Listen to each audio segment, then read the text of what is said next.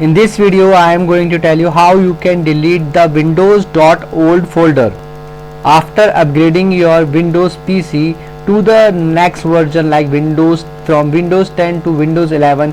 Remember that if you choose to delete Windows.Old folder, you will be deleting your system's recovery of your past operating system. To complete this process, first of all you need to go to Windows search, and herein you need to type settings and open the setting apps. Now click on system page. Here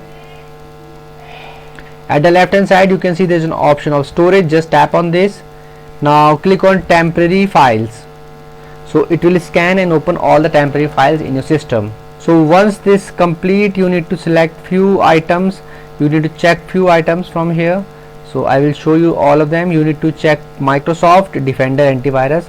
You need to click on thumbnails. You need to click temporary files, and you need to click on temporary file. You need to click these options: Microsoft Defender Antivirus, thumbnail, temporary files, and scroll up, and you need to click on this option, remove files. After that it will remove all these files from your system, and Windows.Old will also get deleted. If you face any problem to do this process, you can comment below and I will definitely give you reply.